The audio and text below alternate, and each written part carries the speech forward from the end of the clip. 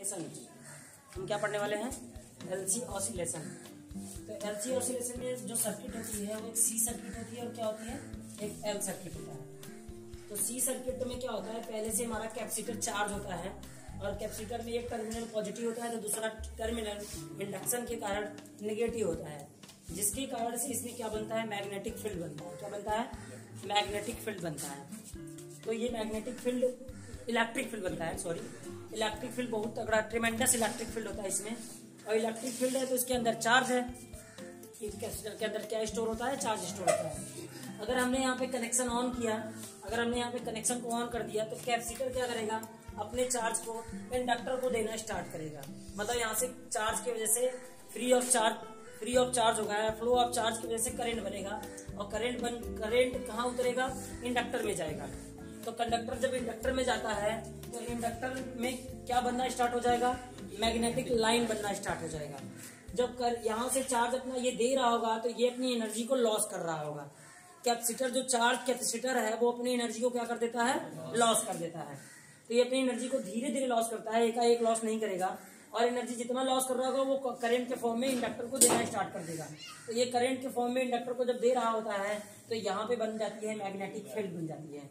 Magnetic line बनने की वजह से मैग्नेटिक फील्ड बन जाती है। शुरुआत में जब स्टार्टिंग होती है करंट देना तो यहाँ से स्टार्टिंग में धीरे धीरे करंट को निकालता है, जिसकी वजह से यहाँ से मैग्नेटिक लाइन भी कैसे बनते हैं, स्लोली बनते हैं, आराम से बनते हैं, एक बार में बनते हैं। तो यहाँ से जो मैग्नेटिक लाइन बना तो मैग्नेटिक लाइन बनने की वजह से मैग्नेटिक फील्ड बना। तो जब ये जा रहा होता है तो ये धीरे धीरे जा रहा होता है, इसका मतलब आई में चेंजेस हो रहा है तो मैग्नेटिक लाइन में भी चेंजेस होगा, जिसकी वजह से इसमें बन जाता है ईएमएफ और ईएमएफ की वजह से बन जाता है आईसी।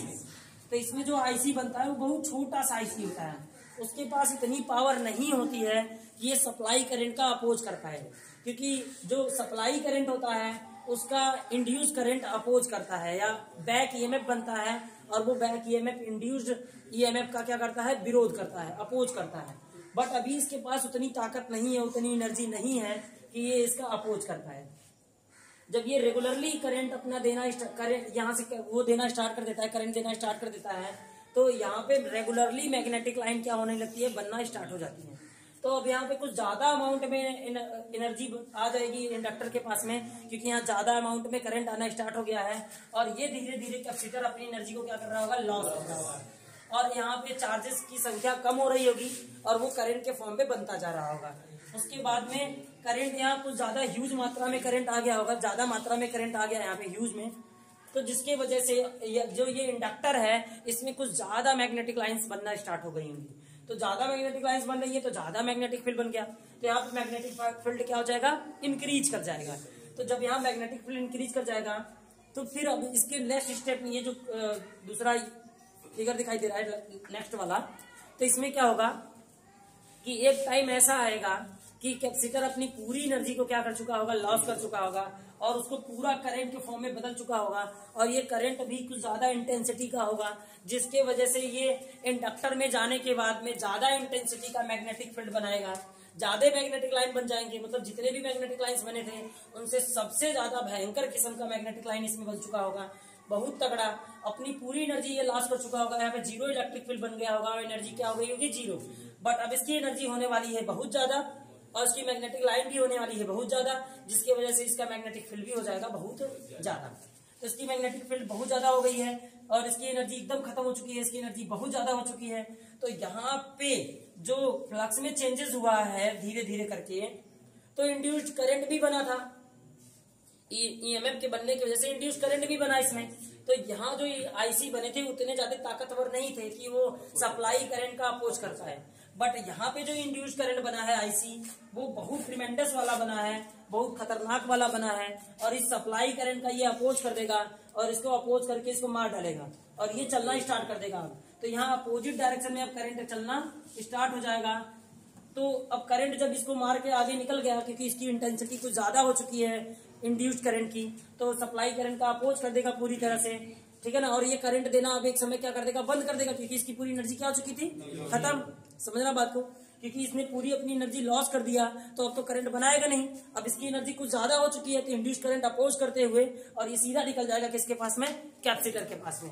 और कैपेसिटर जो हमारा डिस्चार्ज हो चुका था, कैपेसिटर की पूरी एनर्जी लॉस हो चुकी थी, ये कैपेसिटर को फिर से चार्ज करना स्टार्ट कर देगा और चार्ज करते करते कैपेसिटर को टोटली फुल्ली चार्ज कर देगा।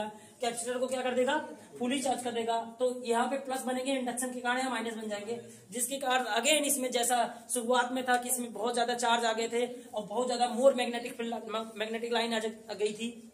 यहाँ पे मैग्नेटिक फील्ड बन गया है, तो मैग्नेटिक फील्ड पूरी तरह से लॉस हो जाएगा, ठीक है ना। अपनी मैग्नेटिक फील्ड को क्या कर देगा, पूरा का पूरा लॉस कर देगा और इसकी इलेक्ट्रिक फील्ड को बढ़ा देगा और अपने करंट को देते हुए इसकी इलेक्ट्रिक फील्ड को क्या कर देगा, बढ़ा देगा। तो यहाँ पे टोटली क्या हो रहा है, तो यहाँ पे एनर्जी ट्रांसफर हो रहा है। क्या हो रहा है, एनर्जी ट्रांसफर। एक बार ये अपनी पूरी एनर्जी इसको दे रहा है, तो बाद में अपनी एनर्जी को लॉस कर देगा और इसकी एनर्जी कुछ ज्यादा बढ़ जाएगी, फिर बाद में वही एनर्जी इसको क्या कर देगी, फिर से इसको दे देगी। और जब ये चार्ज हो जाएगा तो फिर से इसके पास चार्जेज आ जाएंगे और दोबारा फिर नेक्स्ट टाइम क्या करेगा, फिर से ये वही ऑसिलेशन करेगा, फिर से वही ये ऑसिलेशन करेगा और ये ऑसिलेशन खत्म नहीं होने वाला है। इसीलिए इसको क्या बोला गया, एलसी ऑसिलेशन। एलसी ऑसिलेशन में जो फ्रिक्वेंसी आई थी वो F = 1/2π √LC आई। ठीक है, क्लियर।